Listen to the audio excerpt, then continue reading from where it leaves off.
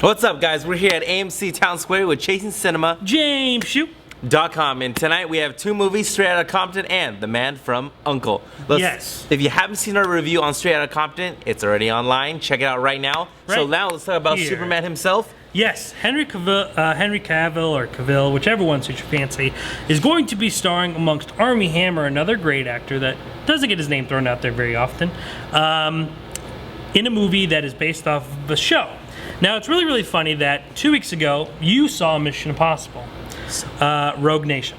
A spy movie that's based off a television show from the late 60s. Well, guys, guess what The Man from U.n.c.l.e. is? It's a spy movie based off a television show from the late 60s that followed the same type of plot that this movie has.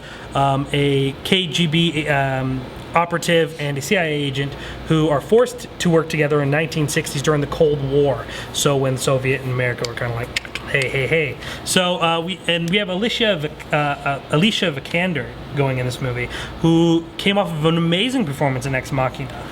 I loved her in that movie. I think she was the star. As great as Domhnall Gleeson and Oscar Isaac were, both of those are going to be in the upcoming Star Wars movie. If you haven't seen those photos, you could check them out in our last video. We talked about that on youtube.com/ Chasing Cinema. I forgot. But Alicia totally outstumped them all. She was phenomenal in that role. Love that. So ending. all these three, all these three are going to be in this reminding spy us men thriller. why we're so stupid. Now, before we go into this movie, though, I have to say I did go see Mission Impossible: Rogue Nation, and I loved it. Just like James, I thought it was an absolute blast. So it's pretty awesome that this year we're getting Mission Impossible, The Man from U.n.c.l.e. and Spectre. Yeah, Spectre. All these spy movies. So hopefully this spy train is going up instead of down. So we'll see. How long's the movie? It's about 2 hours. Okay, I'm gonna jump in Straight Outta Compton. All right, and I'll go jump in The Man from U.n.c.l.e. All right, so we just got out of our respected movies. Yes, we just reviewed Straight Outta Compton. If you haven't seen that yet, make sure to go check it out. It's on our YouTube page. No need to wait. No. But before you do that, we're talking about The Man from U.n.c.l.e. So this movie comes from Guy Ritchie, a very, very well-known director, gritty action type stuff, very stylish. And The Man from U.n.c.l.e. When I think of we're gonna play a little game here. When I think of a spy movie, what words come to mind? Guns, trickery, action, nice little toys, gadgets. Yeah, gadgets. That's the term. Cars. Fun. Great movie. I think about Mission Impossible. We had all those gadgets. We had a lot of fun, a lot of action. Words that don't usually come to mind are boring and empty, but unfortunately, those are going to be the only words that I could really associate with this movie. I'm going to get a little bit off topic here, kind of, but during this movie, I sat back in my chair about 40 minutes in, and I realized that I had forgotten my watch. And that's very, very rare because I don't ever forget my watch. I wear it every single day. And the reason why I know I forgot it was because I was looking to see how much longer I had to sit through this movie. I was so shocked by how boring it was. Just totally. The action was off. This movie was all style, no substance. There was nothing to it. It was all sizzle, no steak. Sitting through this movie that should be fun, that should have a lot of action, really delivers none of it. I was so bored. Thank God for Coca-Cola, because if I didn't have my Coke, I don't know what I would have done during this movie. It was like the most entertaining part about the movie. What's your Coke? What? What's your Coke? Was my Coke. Thank goodness for it, because let me tell you, I probably would have dozed off. And I really hate to say that, because this should have been a really, really fun movie. You hear these two names, really at the top of their game right now. You have a spy movie. We should be having a lot of fun. We have this okay action beat in the beginning, and then it just all goes downhill from there. Another great aspect of any spy movie is the villain. We need a great villain. This villain, this whole movie is forgettable. There's not a memorable moment. I was really, really just kind of disappointed. All the cool kids say white bread, but that's the perfect way to describe the villain. How was Superman? Total bland. No one really gave a good performance. The characters weren't interesting. The story wasn't interesting. Henry Cavill in particular spoke with this vernacular, this rhythm, and it was distracting and annoying more than enjoyable. I mean, he was trying to go for this real uppity, he wore a suit and tie everywhere and spoke really sophisticated, but it was so sophisticated it seemed like he was in a theater play. Because if you go see something in theater, it's a lot more emphasized, and it just was like, wait, calm down. But I mean, Armie Hammer with his accent, and everything, just nothing seemed Russian, to really right? work in this movie. It was a Russian accent? Yeah, Soviet, yeah. But his accent was just like, what is going on right now? I mean, just very, very off. Nothing really seemed to kind of gel or work together.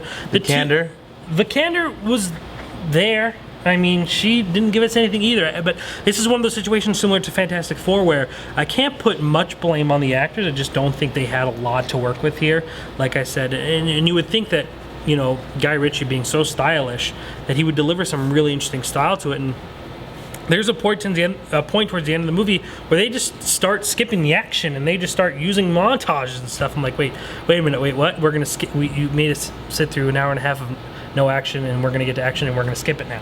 And it's about nuclear bombs and all that's just goofy, like silly nonsense. So, did you consider the movie campy? No.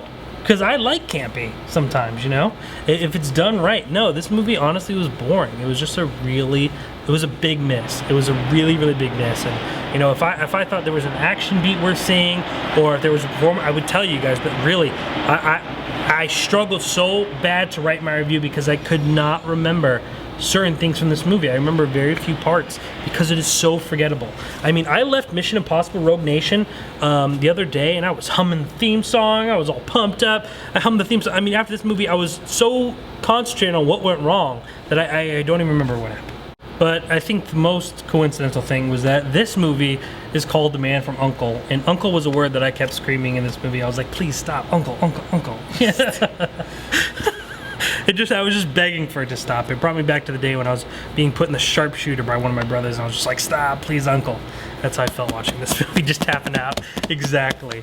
I wish I had something else nice to say about this movie, and I'm not trying to be mean because it wasn't like the travesty worst thing I've ever seen, but it was one of those movies that... What was better, The Man from U.n.c.l.e. or Fantastic Four? Oh, God. That's a tough one. Which one's better? Which one's better?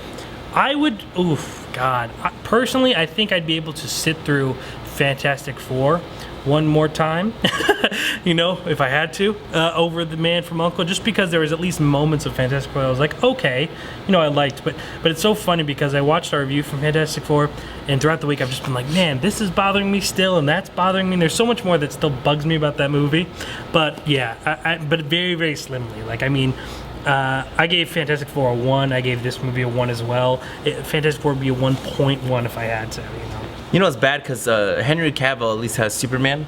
Yes. And that's always going to make money. Yes. 100%. Yes. No matter what happens with any side projects he does. But Armie Hammer. Well, I mean... He was supposed to be Batman. And he's really talented too. I didn't even know in Social Network that he wasn't a twin. Oh, yeah, I thought it was twins. Yeah, I didn't even know that. I did too. No, I did too. I thought that's CG, or it was considered CG. Yeah, yeah. I thought that work was so good. I didn't even know. It was very, very well made. I thought those were two separate guys. You know, the thing though is everyone talks about Armie Hammer's performance in The Social Network. I'm trying to think of now another performance of his that I really liked, but I can't. So obviously everyone's still kind of going back to, he was really good in Social Network though, So he's got to make something. I think the last movie I even seen him in was the Leonardo DiCaprio one, the President. Oh, J. Edgar Hoover. The gay president, yeah. Yeah, J. Edgar. Yeah, and that wasn't that good either. No. It was okay. No, it wasn't good. And I love Leonardo DiCaprio, but it wasn't. It was okay. I was with Ken in that one. Yeah, but see, the thing is, I would go see a movie. Okay, well, no, that's not true. But it's easier to see a movie that I hate, because then I'm like, all right, this, and this. When this is one of those movies, you're like, I don't remember. I don't got anything to say about it. It was boring. It was straight up boring. All right. And that's very, very rare for me to just kind of say, but it was. ChaseCinema.com/ The Man from U.n.c.l.e. And then you can get the full-on written review written by myself, Jacob R. Toronto. Find out the details. My Straight Outta Compton review while you're there. Already online. Maybe. Right now. Well, sir, next week we're going to have very opposite movie. Well, very opposite movie. Agent 47. Agent 47. They're going to give it another go. Movie. Well, I mean, do you consider Agent 47 is not a spy movie, no? Nah, I think it's just straight up action killer. Straight up action killer. Well, you have that, and then you have American Ultra, which is like, Lex Luthor himself, yes, Kristen Stewart, and you have basically Twilight herself. the Bourne movie with a pothead, which I think is a really interesting premise. I'll be watching Agent I do. 47. Why? I'm interested to know. Like, come on, like he's in the 7-Eleven. You know, he's you know, I don't know what 7-Eleven employees do, but you know, they're like cleaning the Slurpee machine, and I don't mean that in a degrading way, but and then all of a sudden he could just kill people. You know, I mean that's pretty like I don't know. I guess you gotta the trailers haven't appealed to me, and but this guy, you know, is going to Lex be Luthor. Yes, Absolutely. you know, you gotta be prepared for that. So I have seen. I love him in. Social Network. I loved him Similar in to- Social yeah. Network. I loved him in. What's that movie where he's the zombies?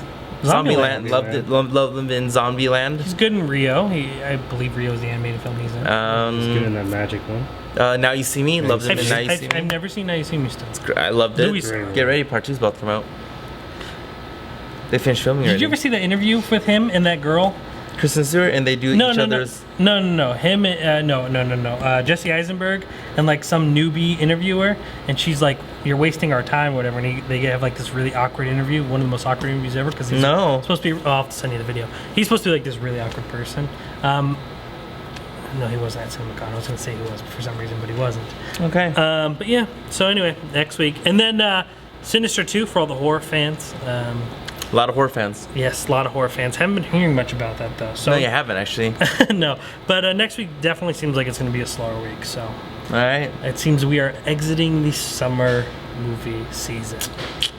We'll be back in 7 days, regardless of how many people are here. You and I and Mr. Wong will be here. Always. So make sure you join us because no matter what we're watching, we always have a great time. By the way. All right, and everyone that does not know, ChasingCinema.com is known as The Film Lovers website.